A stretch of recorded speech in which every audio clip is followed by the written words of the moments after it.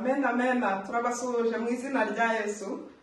Amen. We greet you in the name of Jesus Christ. Hari abo tumaranye igihe ndetse turizera ko hari n'abashyashya muzaza. To those that have been with us for a long time and to the newcomers. Hari benshi bagiye babinsaba ko bifuza ko twakoresha n'izindi ndimi kugira ngo nabo babashe kumva ibyo tuvuga. Many have asked me that we can use other languages so that they understand what we talk about. Nkashima Imana rero ko yabitangiye neza ko mfite umwinterprete w'icyongereza. And I thank God that He has started it well because I have an English interpreter.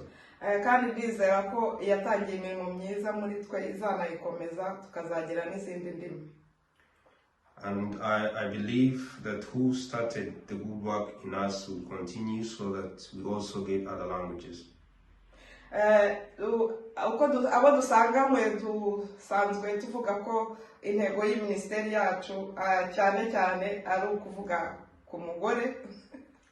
To those that have been with us for a long time, you know that the goal of this ministry is to talk more about a woman.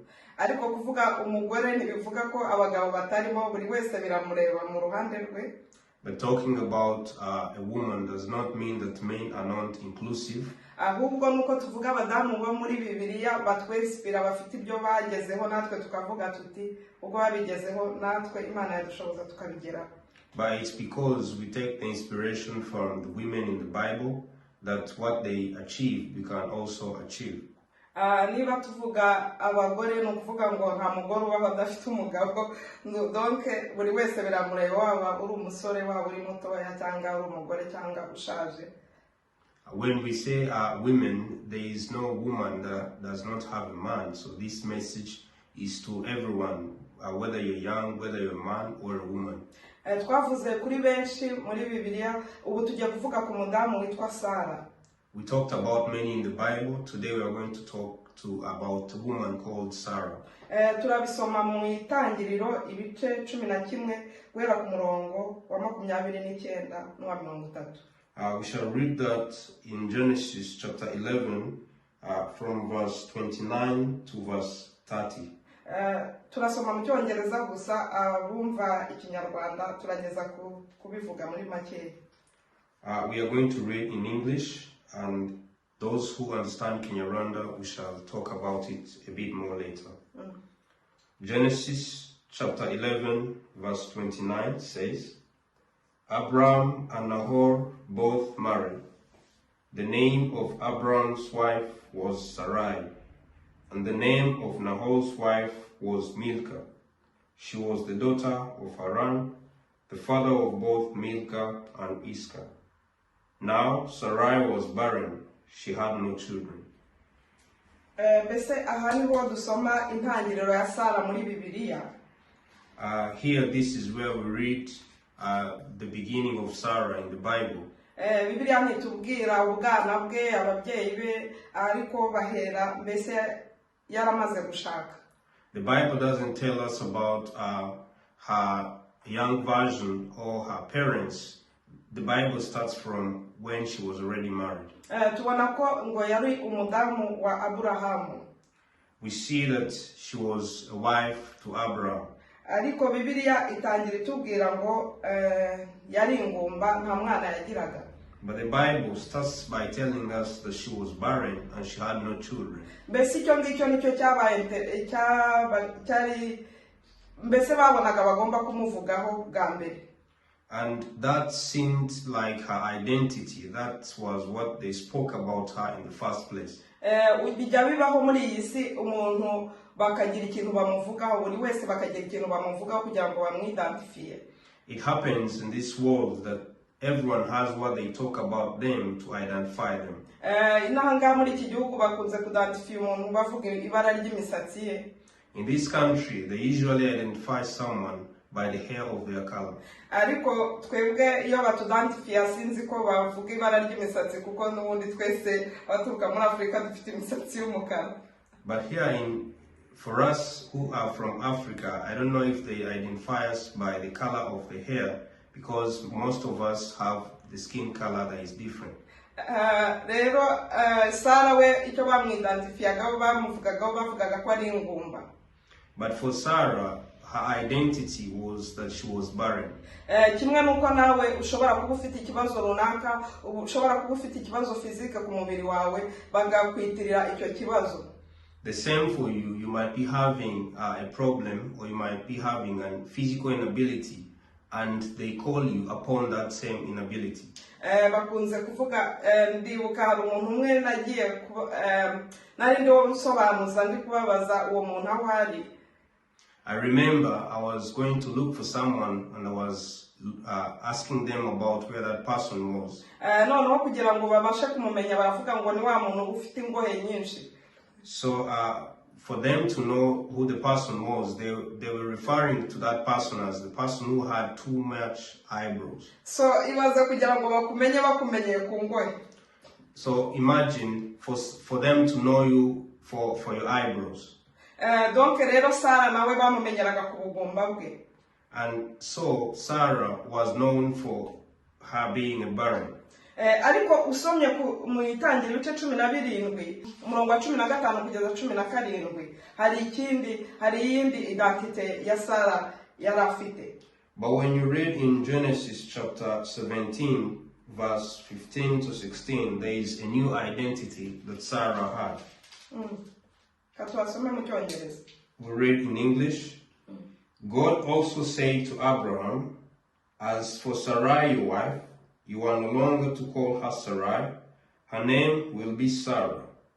I will bless her and will surely give you a son by her. I will bless her so that she will be the mother of nations.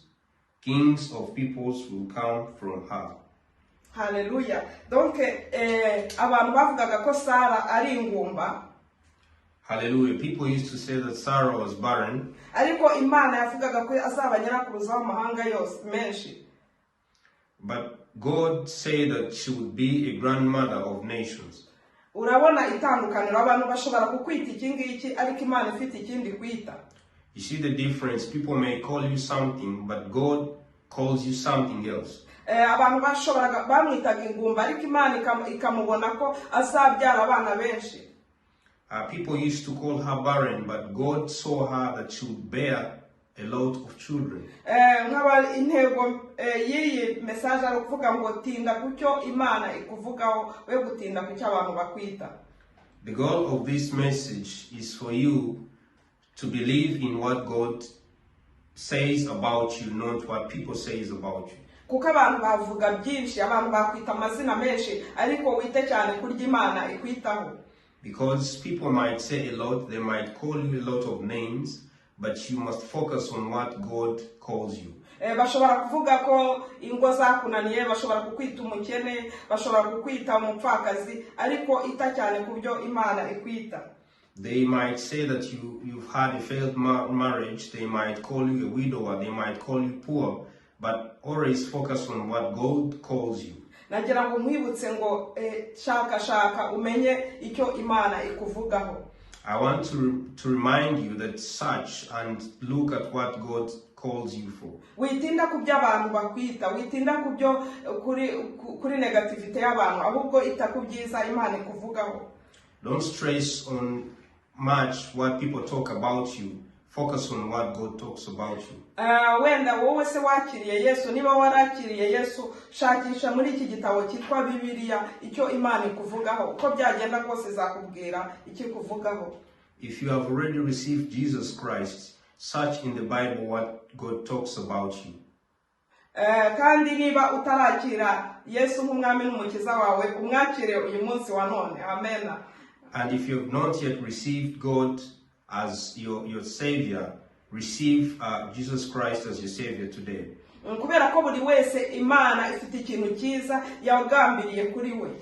Because for everyone, God has a good plan for you. Imana ifite ibyiza yakugambiriye wowe mukobwa cyangwa wowe umuhungu.